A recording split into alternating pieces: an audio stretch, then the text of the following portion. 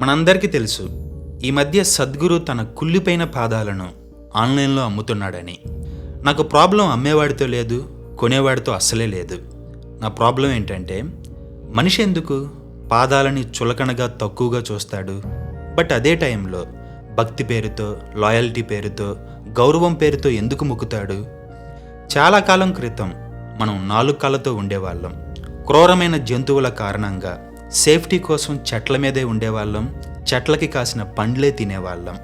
కానీ సడన్గా వాతావరణంలో మార్పు వచ్చింది. దాంతో చెట్లు ఎండిపోయాయి. ఫుడ్ కోసం తప్పనిసరిగా నేల మీద 4 కాళ్ళతో అడుగు పెట్టాల్సి వచ్చింది. నేల మీద అడుగు పెట్టగానే క్రూరమైన జంతువులు వెంటపడ్డాయి. దాంతో ఆ బీడు భూములపై వేగంగా పరిగెత్తడం మొదలుపెట్టాం. అలా పరిగెడుతూ ఎవల్యూషన్లో భాగంగా మన వెన్నెముక స్ట్రైట్ అయింది. ఇప్పుడు 4 కాళ్ళు 2 కాళ్ళు అయ్యాయి. దాంతో ఫీమర్ బోన్ స్ట్రాంగ్ అయింది. ఇప్పుడు మనిషి నేలపై నడుస్తున్నాడు, అదే నేలపై పడిపోతున్నాడు, అదే నేల మీద తన శత్రువులని పాదాలతో తొక్కుతున్నాడు. పైగా నేలంటే డేంజర్. నేలపై పాములుంటాయి, నేలపై శత్రువుల రక్తం ఉంటుంది, నేలపై మృతదేహాలు కుళ్ళిపోతాయి. సో బ్రెయిన్ దీన్ని లక్షల సంవత్సరాల పాటు రికార్డ్ చేసింది. దాంతో నేలకు దగ్గరగా ఉన్న దాన్ని అపవిత్రంగా, ప్రమాదకరంగా చూసింది. అందుకే పాదం డర్టీ అయింది. ఇది హైజీన్ గురించి కాదు, ఇది మనిషి మెదడులో ఉన్న పురాతన ఫియర్ గురించి. అండ్ ఇంకొంచెం ముందుకెళ్తే, చరిత్రలో విజేత ఏం చేశాడు? ఓడినవాడి మెడపై, గుండెపై కాలు పెట్టాడు. ఇది సింబాలిక్ కాదు, ఇది లిటరల్. ఇది మనిషి జంతువుగా ఉన్న రోజుల నుండి వచ్చిన ఒక జెస్చర్. ఫర్ ఎగ్జాంపుల్, వేట తర్వాత సింహం జంతువుపై గర్వంగా కాలేసి నిలబడుతుంది. ఇది ప్యూర్ డామినెన్స్. సో మనిషి కూడా అదే చేశాడు. శత్రువుల పాదాలకి మొక్కినప్పుడు నన్ను వదిలేయి అని అర్థం. గుంపులోని నాయకుడికి మిగతా మందంతా సాష్టాంగ నమస్కారం చేసినప్పుడు మా బాధ్యతలు కూడా నువ్వే మొయ్యమని అర్థం. సో స్లోగా లీడర్ పాదాలు, రాజు పాదాలు పవిత్రమయ్యాయి. దాంతోపాటు మనిషి తలకి రెస్పెక్ట్ ఇవ్వడం నేర్చుకొని పాదాలను తక్కువగా చూడడం నేర్చుకున్నాడు. మనిషి తల అంటే మాట, ఆలోచన, గుర్తింపు, తెలివితేటలు. కానీ పాదాలు మాట్లాడలేవు, ఆలోచించలేవు. అవి భారాన్ని నిశ్శబ్దంగా మోస్తాయి అంతే. అందుకే ఆలోచించే భాగం గొప్పదై మోసే భాగం తక్కువైంది. ఇది శరీరంలో మొదలై మెల్లగా సమాజంలోకి పాకింది. ఇక మన దేశంలో అయితే మనిషి పాదం చాలా కాంప్లెక్స్ అయింది. ఈ దేశంలో పాదాలకి 2 జీవితాలున్నాయి. ఒకటి అవమానం, 2 దైవత్వం. ఇవి 2 ఒకే కత్తికి 2 వైపులు. వేదిక్ పీరియడ్లో, అంటే దాదాపు 1500 BCEలో బ్రాహ్మిన్ తల నుండి పుట్టాడట, శూద్రుడు పాదాల నుండి వచ్చాడట. ఇది కేవలం మైథాలజీ కాదు, అతి దారుణమైన సోషల్ ఇంజనీరింగ్. పాదం నుండి వచ్చిన మనిషి వాడెప్పుడు పాదానికే సమానం. ఒక మనిషిని పాదంతో కంపేర్ చేయడం అంటే వాడెప్పుడు నేలకు దగ్గరగా ఉండాలి, వాడు మురికి పనులు చేయాలి, వాడు తల, తొడ, భుజాల నుంచి పుట్టినోళ్ళని క్యారీ చేసే అడుగు భాగం. Never the head, never the heart. ఇది మతం చేసిన పని కాదు, పవర్ చేసిన పని. ఆ తర్వాత మతం దానికి గౌరవాన్ని ఇచ్చింది. గౌరవాన్ని ఇవ్వడమే కాదు, లిటరల్గా చట్టబద్ధం చేసింది. బట్ అదే టైంలో గురువు పాదాలు పట్టుకో, తల్లి పాదాలు పట్టుకో, దేవుడు పాదాలకి నమస్కరించమని చెప్పింది. నా డౌట్ ఏంటంటే, ఈ 2 ఎలా కోఎగ్జిట్ అవుతున్నాయి? ఒక మనిషిని తక్కువ చేయడానికి అండ్ మరో మనిషిని ఎక్కువ చేయడానికి రెండింటికి పాదమే టూల్ ఎందుకయింది? సొసైటీలో పౌరన్నోడికి ఎప్పుడూ ఒక అవసరం ఉంటుంది.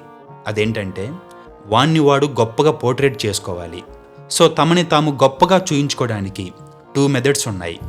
ఒకటి, ఇతరులని చులకనగా చేయడం, అంటే నువ్వు నా పాదానికి ఈక్వల్ అనడం. 2, తమని తాము దైవంతో కంపేర్ చేసుకోవడం లేదా కనెక్ట్ చేయడం, అంటే నా పాదాలు దేవుడి పాదాలు వంటివని చెప్పడం.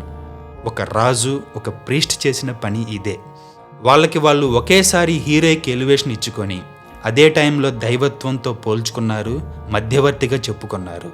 సో ఇక్కడ రాజుకి ఎదురు తిరిగితే నీ తల తెగుతుంది. సో రాజు కాళ్ళకి మొక్కడం లవ్తో కాదు, భయంతో. అలాగే ప్రీస్ట్కి ఎదురు తిరిగితే శపిస్తాడనే భయం. సో పాదాలు పట్టుకోవడం ఫియర్ నుంచి వచ్చింది, లవ్ నుంచి కాదు. మనిషి మొదట పాదాలు పట్టుకుంది లవ్తో కాదు, సర్వైవల్తో. ఒక వారియర్ శత్రువు దగ్గరకు వెళ్ళి నన్ను చంపకని పాదాలు పట్టుకుంటాడు. ఇదొక సబ్మిషన్. అంటే అదొక డిఫీట్ జెస్చర్. ఆ డిఫీట్ జెస్చర్ క్రమంగా రెస్పెక్ట్ జెస్చర్ అయింది. రెస్పెక్ట్ జెస్చర్ క్రమంగా డివోషన్ జెస్చర్గా మారింది. డివోషన్ జెస్చర్ రిలీజియస్ రిచువల్గా మారింది. ఇప్పుడు మన పెద్దలకు, గురువులకు, దేవుళ్లకు పాదాభివందనం చేసి బ్లెస్ మీ అంటాం. బట్ నీ మెదడు ఒరిజినల్ వైరింగ్ ఏమంటుందంటే నన్ను హామ్ చేయకండి అంటుంది. ఆంథ్రపాలజిస్ట్ మ్యారీ డగ్లస్ 1966లో ఒక బుక్ రాసింది. ఆ బుక్ పేరు ప్యూరిటీ అండ్ డేంజర్. అందులో ఆమె ఏం చెప్పిందంటే dirt is matter out of the place అంది. అంటే మురికంటే అపవిత్రత కాదు, కాంటెక్స్ట్ తప్పిన పదార్థం. పాదం తప్పిన కాంటెక్స్ట్లో వస్తే అది అవమానం, సరైన కాంటెక్స్ట్లో వస్తే అది దైవత్వం. అంటే అదే పాదం కాంటెక్స్ట్ మారితే పూజ అవుతుంది. ఇది పూర్తిగా మతం చేసిన పని కాదు, ఇది మనిషి మెదడు చేసిన పని కూడా. దీన్ని ఎలా అర్థం చేసుకోవాలంటే నీ చేతిపై స్వెట్ ఉందనుకో, అది నార్మల్. సేమ్ స్వెట్ నీ ముఖంపై ఉంటే అది కూడా నార్మల్. బట్ అదే చెమట నీ భోజనంలో పడితే అసహ్యం, చిరాకు, కంపరం. దాంతో ప్లేట్ గాల్లో గింగరాలు తిరుగుతుంది. ఇక్కడ స్వెట్ మారిందా? లేదు, జస్ట్ కాంటెక్స్ట్ మారిందంతే. ఎగ్జాక్ట్గా డగ్లస్ పాయింట్ కూడా ఇదే. ఇప్పుడు నీ కుళ్ళిపోయిన పాదాల దగ్గరకు వద్దాం. నీ పాదం నేలపై ఉంది, ఓకే, న్యాచురల్. నీ పాదం క్లాస్ రూమ్లోని టేబుల్పై ఉంది, ఇక్కడ నీకు మేనస్ లేదు. ఇప్పుడు నీ పాదం భోజనం చేసే ప్లేట్ దగ్గర పెట్టావు, వెంటనే నీ 2 కళ్ళు తెగిపడతాయి. ఇక్కడ పాదం చెడ్డదా? కాదు. బట్ ఇక్కడ పాదం ఎక్కడుంది అనేది మోరల్ జడ్జిమెంట్ని ట్రిగ్గర్ చేస్తుంది. సేమ్ మనుషులు కూడా మనిషి పాదాలకి వేరువేరు కాంటెక్స్ట్లో వేరువేరుగా ప్రయారిటీ ఇచ్చారు.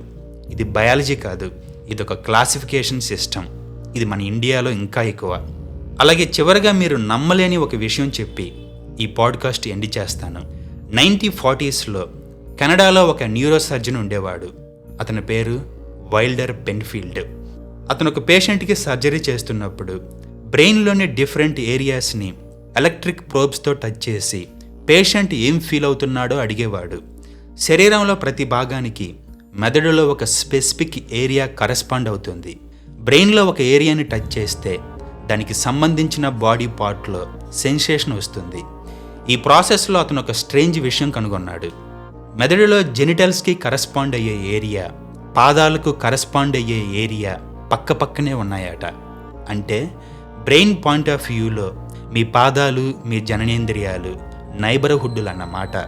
దట్ మీన్స్ కొంతమంది మనుషుల్లో ఈ 2 ఏరియాస్ మధ్య న్యూరల్ క్రాస్ టాక్ జరుగుతుంది. అంటే పాదాలని టచ్ చేసినప్పుడు, చూసినప్పుడు సెక్సువల్ ఏరియాకి సిగ్నల్ వెళ్తుంది. ఇది అబ్నార్మాలిటీ కాదు, ఇది బ్రెయిన్ వైరింగ్ యొక్క కాన్సిక్వెన్స్. సో మరి సద్గురు ఏ ఉద్దేశంతో తన పాదాలని అమ్ముకుంటున్నాడు? తనని తాను దేవుణ్ణి చేసుకోవడానికా, లేదా ప్రజల్ని బానిసల్ని చేయడానికా, లేదా డబ్బు కోసమా, లేదా తన మర్మంగాల మత్తు కోసమా?